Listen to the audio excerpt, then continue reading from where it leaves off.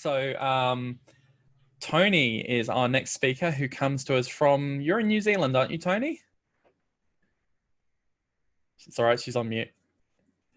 I am in sunny New Zealand at the moment. How is New Zealand doing at the moment, seeing as they're on complete lockdown rather than just the sort of watered down version we have? Yeah, it's okay where we're at because we live in a beautiful place. I feel bad for anyone stuck in the cities at the moment, but we're out in the mountains and enjoying every day. But yeah, New Zealand's, I feel like they're doing the right thing, and it's pretty locked down. And yeah, it's the wait and see game. No worries. All right, so this is going to be a good talk as well. I've heard lots of people sort of tweeting about this one for a couple of days. So Toni is a snowboarder turned software engineer turned security consultant. And in quotes, you don't need to be a woman to support women in tech. And she's going to be talking to us about some of the experiences that Burton Snowboards had in trying to bring women into their leadership team. So I will... we'll just wait for your screen to completely come up because it's black at the moment on mine. It did take a few minutes on the test run we did as well.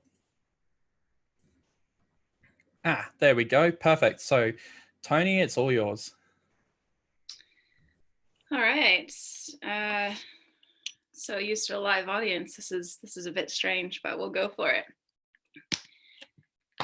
Kia ora tātou, ko korowai te maunga, ko kowai te awa, to tawera aho, ko James toko whānau, to Toni toko ingoa, tēnā koutou, tēnā koutou, tēnā koutou katoa. So yeah, I am Toni James. That's my Twitter handle. If you want to come follow me, I tweet, basically I retweet a lot of things that are about diversity and hiring, especially now in COVID-19 days. And then talk about my dogs as well. But yeah, I'm here to talk to you about snowboarding, right? Because why isn't snowboarding at a security conference? It should be. This is me on top of Shadow Basin at the Remarkables in New Zealand. I spent about 15 years in the snowboard industry. My husband's actually still in the ski and snowboard industry, so I'm not too far away, thankfully. And a lot of people think that when you work in the snowboard industry, it's just you get to ride all day. And you do get to ride a lot. Definitely, it's a benefit for sure. But, you know, we get the cord before you do. And, you know, we get the powder before you do. This Wolf Creek, Colorado. Sorry to interrupt, Toni. Your slides aren't changing at the moment. All right, let's go back. You're on mute. There we go. There we go. That's one change. Fantastic. All right. So that's me on top of Shadow Basin Remarkables. I have to show these because everyone who loves snowboarding is missing out right now. Some corduroy on Mount Hutt, some powder in Colorado. But really, snowboarding is, when you're in the snowboard industry, it's all about people. It's not very much about snowboarding, and can relate to many other industries. And a lot of what we did in the snowboard industry was basically take people who were scared, who had a tremendous amount of fear, and introduced snowboarding to them and introduced a passion and a love for the sport. And that's really what my job was. But this was also my job. That was my office in Copper, Colorado for quite a few years. You can see the old monitor on the desk. And I was in a leadership position for a long time in the ski industry, and I was able to initiate a few changes, which I'm really proud of. But I was a 20-something snowboarder woman, and most of the management team were 40, 50 plus in age and grew up skiing and had quite a prejudice against snowboarding. So they were in complete fear of me because I represented everything that they didn't like. And this talk is, you know, about keeping kick-ass women in tech. And basically to keep kick-ass women in anything, you need to provide for them, right? You need policies. you need to provide reinforcement. I can sit there and I can say I'm a kick-ass woman, but I can do that because my entire life I've had people telling me I'm a kick-ass woman, and that I am that not only am I a kick-ass woman, but I'm a kick-ass woman because of this. They've given me reasons X, Y, Z. And that doesn't mean I don't have imposter syndrome, because I have imposter syndrome on a daily, sometimes basis, weekly basis. But luckily I have a lot of people and a lot of support around me that are constantly reinforcing this fact that I am a kick-ass person, and I can get through it. So if you know a kick-ass woman, then tell them. Because with a promotion, a woman will give you 5 reasons why she's not ready, and a man will give you 5 reasons why he should have had that job yesterday. And yes, this is generalizing. I know that this talk is about kick-ass women, and it will be a bit generalized. And that was from Donna Carpenter in 2019. And Donna Carpenter and Jake started the snowboard company back in the 70s. Jake is known as one of the inventors of snowboarding, of the snowboard in general. And him and his wife Donna started this company. And originally, when this company has grown massive, there's over 1,000 employees. It's an international company. It is still privately owned, which means that they actually can initiate a lot of programs without going through the board or without worrying about shareholders. And they really care about company culture. And when the snowboard industry started, it was actually equally pioneered by both men and women. Back in the day, it wasn't dominated by men. And it was a place for, the surfers and the skaters, the punks and the rebels, and, it was something that they could do. And it was in fact banned by many resorts. And it was a lot of the effort that Jake and Donna put into contacting resort owners and getting them to allow snowboarding at their resorts, to actually, explain to them, look, this is what the youth want. If you want to grow your business, you need to accept snowboarding. So they did that. And then in 1998, the Olympics, in Nagano Olympics, had one of their new sports was snowboarding halfpipe. So all of a sudden, snowboarding was on the international stage, and it was absolute boomtown. Everybody thought snowboarding was the coolest thing in the world, and everybody wanted to be a snowboarder. And at this time, even one of the gold Olympic medalists actually lost his medal, got disqualified because he tested positive for marijuana. So again, it was just one of those things that just proved that snowboarding was just for, the rebels and punks and everybody that wanted to basically jump on a snowboard and go. But during this time, as Burton grew to this massive company, they grew really fast, and they pulled from all these industries. They had to pull from ski and surf and other similar cultured industries, but they were all really male-dominated industries. They all had male-dominated culture. So then all of a sudden, Burton has a male-dominated industry. Snowboarding has a male-dominated industry. In fact, back in 2003, Jake walked into a leadership meeting at Burton, and he looked around the room, 25 people in the room, and he saw 2 women. So less than 10% of the leadership team was women. And he basically walked out of that meeting and said, oh poo emoji, to be kind, and realized they have a problem. There's no way you can be a successful, innovative, and world-leading company if you're not including 50% of the population. So at the time, his wife, Donna, who was also a co-founder and co-owner of the company, had taken some time out and raised, their kids. And Jake basically said, I need you back. I need you to be here. I really feel like this is something that you can help with. I need you to make a difference. So Donna was like, sweet, I'm coming into this. I've got a plan. I've got something to focus on. This is what I'm going to do. So Donna started the Women's Leadership Initiative, and it's something that's still going today. So it started back in 2002, 2003, still going today. And basically it's what ended up happening the very first meeting is Donna got the entire, all of the women in the company that existed, got them all together, and we're like, what's the problem? What do we, we don't have enough women. Why? How do we get here? What do we need to fix? What do we need to do?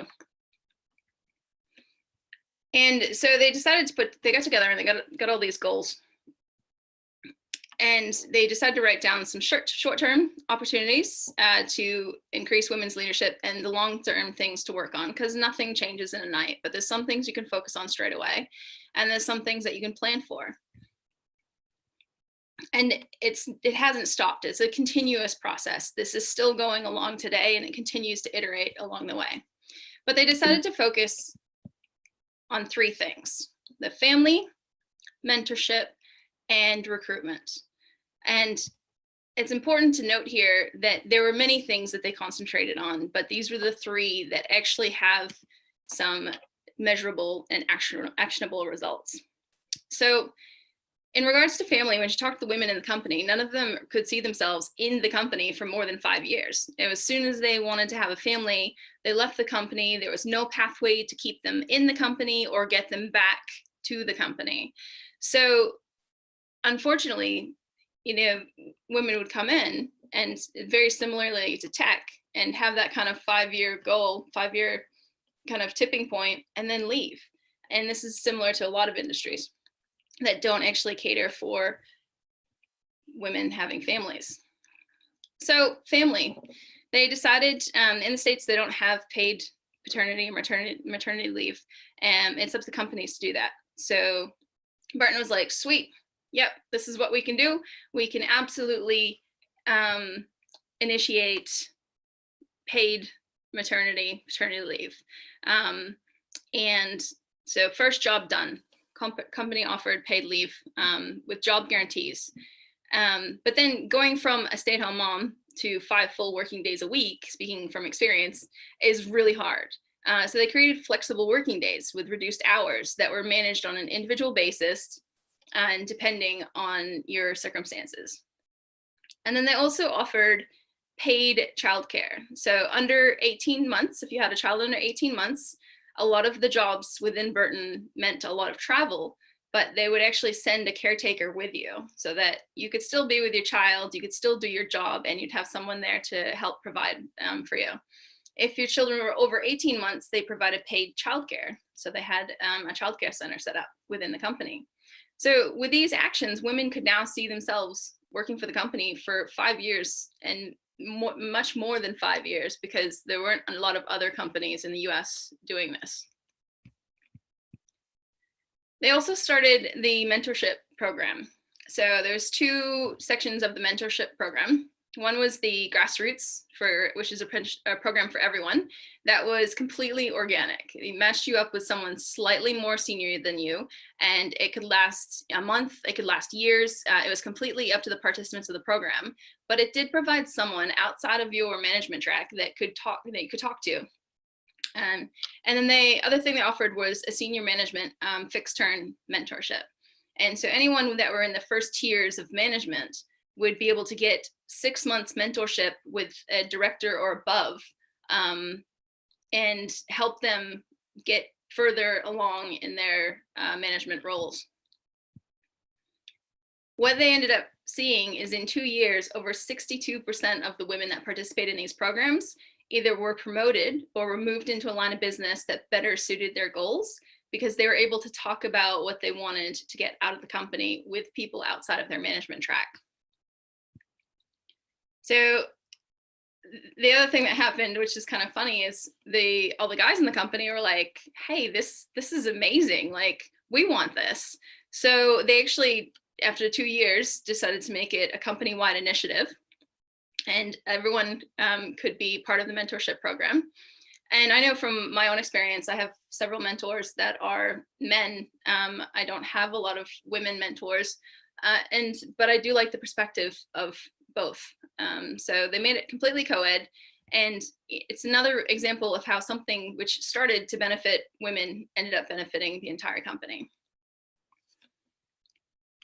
And they also focused on recruitment. So the 3 tiers of the recruitment process were getting more women on the mountain, improving their new hiring process, and the one woman policy, which I'll get to at the end. So they realized they were doing recruitment all wrong. They realized they were making marketing completely for men and not taking input from women. And they were posters, and I completely remember this. There were posters of men dropping 30-foot cliffs and hitting 60-foot kickers, and you know, something that when I looked at that, I was like, no, I'm gonna hurt myself. I cannot do those things. And they realized, you know, like men look at it and be like, heck yeah, I want to be able to do that. That's awesome, fantastic. But you know, a woman looks at it and is like, nah, I guess snowboarding's not for me. So they actually changed all of their marketing. It used to be taking a men's product, a board, a jacket, pants, anything. And their whole motto was take men's product, pink it, shrink it, and women will want it. And then that failed abysmally. No women wanted it. It didn't fit right. It didn't look right. No one cared for it. So they wanted to get more women on the mountain. And they decided to start with a change in marketing. They had more photos of women hitting rails and doing wall rides, you know, having fun snowboarding. And I thought, yeah, that's achievable. I can do that. Snowboarding is for me. So I remember this time quite vividly.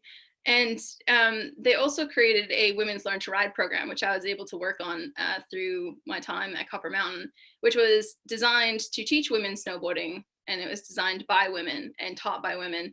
And eventually, again, it's another program that opened up to be co-ed. It didn't matter if you're being taught by a female coach, a male coach, whatever. But the fact that you actually got to learn with a group of women was for some women is a much needed and safer environment. And it did get more women on the mountain.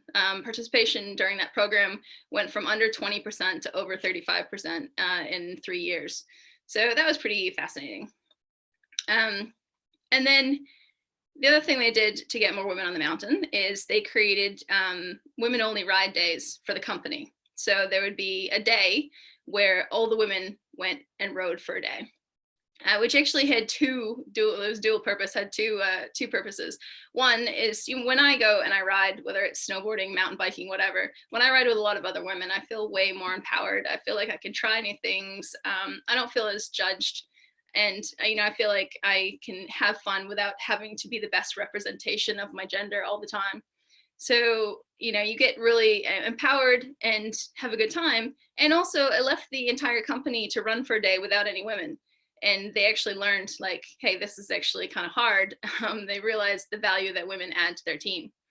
And then when it comes to the hiring process, we know about this in tech, right? Unconscious bias.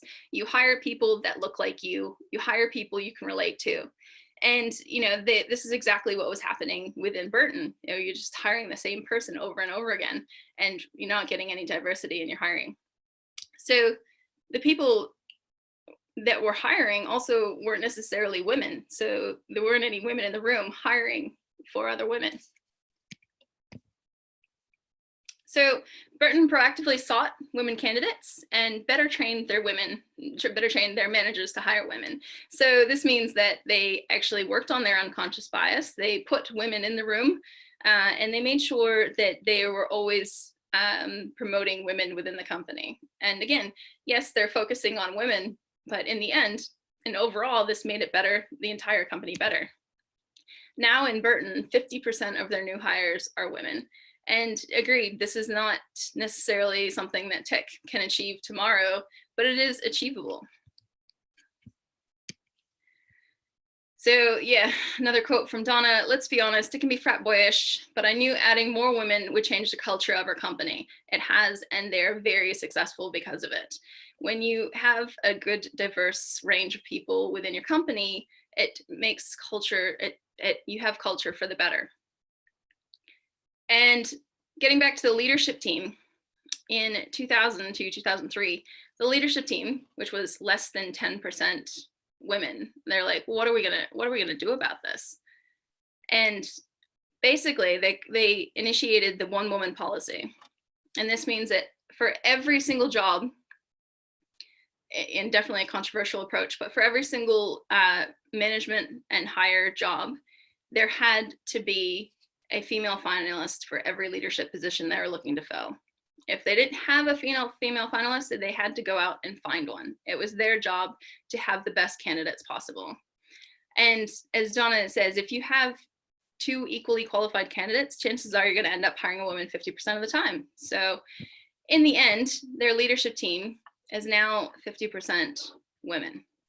And it's really important that, you know, we differentiate the fact that Burton is a snowboard company. They are a retail company, and a lot of the people they're selling to are women. So they want to make sure that they represent that in their product. But it's really no different to tech. So 3 things that they did: they focused on family, they motivated with mentorship, and they revolutionized their recruitment. Some things that you can do. Do you have do you or your company have pathways in place to see themselves in the company, women in the company, for more than 5 years? Have you asked anyone? Are you promoting and providing mentorship for your employees to grow and develop within the company? And are you prepared to revolutionize the way you are recruiting people, the way you are marketing yourself to both men and women, the way you're training your hiring managers or on unconscious bias and ensuring there's a woman in the room, and enforcing the one woman policy for leadership positions, even if the candidates don't think they are ready. Because when you become a better place for women to work, you become a better place for everybody to work. And that's me. That was fantastic, Toni. Thank you very much for that. I think there's a definite lot of lessons noting the way cybersecurity is focused and the amount of people there, and bringing some of those things in. I note that I think it was Mark Eldo said that, and it was one of the comments you sort of made, where changes to these things in the long term don't only just affect women, but they affect men as well. So the increase of paternity leave for men is something that is a definite example that you see that coming through and everyone gets it, and it's an increase for everyone, and it changes the culture for everyone. So it's really important to have these things and try and take these lessons forward. Cool. And I just want to say that for anyone out there who hasn't done a presentation yet, who hasn't gone to a conference, get out there, do it. You have something that is relatable. I just related snowboarding to tech. You can do it too. 100% agree. We've had some really good talks about things that, you know, they're not traditional tech talks, but that doesn't mean they're not relevant to all of us. So thank you very much again for that. Awesome. No worries.